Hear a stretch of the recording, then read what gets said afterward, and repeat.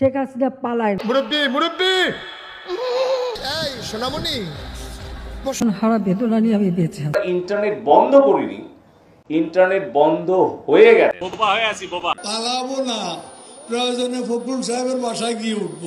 পাই হারুনের ভাতের হোটেল নামে এই ধরনের রাবিশ কথা বলবেন না আমার সাথে। মিনিটে ঢাকা ক্লিয়ার এমন হুমকি দিয়েছিলেন ঢাকা বিশ্ববিদ্যালয়ের বেগম রোকেয়া হল শাখার ছাত্রলীগের সভাপতি আতিকা বিনতে হোসাইন। তবে এরপর আর কোথাও দেখা যায় বাংলাদেশ থাকবে না বাংলাদেশ। সকলের উদ্দেশ্যে আমি একটা মেসেজ ড্রপ করতে চাই। প্লেটে 3টে পরোটা, একটা সেদ্ধ ডিম, আনলিমিটেড তরকারি নিচ্ছে আপনাদের থেকে, এই ইউটিউব থেকে, এই ফেসবুকে। I'm going to surprise my parents. Miss করলে যদি তোমার কাছে নোটিফিকেশন যাইতো তাহলে তুমি একটা রাতও ঘুমাতে পারতো। র্যাপার হান্নান আওয়াজ ওঠা শিরোনামের একটি গান তৈরি করে, দুদিনের রিমান্ডেও নেওয়া।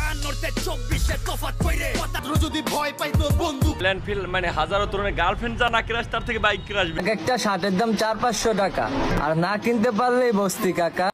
ছাত্রলীগ থাকবে এবং সবকিছুই মনে রাখা হবে।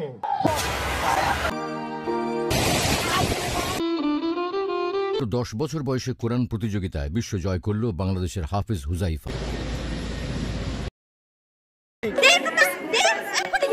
ব্রেকিং নিউজ এসেছে, দেখাবো। সিনেমা করে একজন মেয়েকে দেখে তুমি যদি মানসিক শান্তি খুঁজে, এই ধরনের রাবিশ কথা আমার সাথে বলবেন। It's my turn now.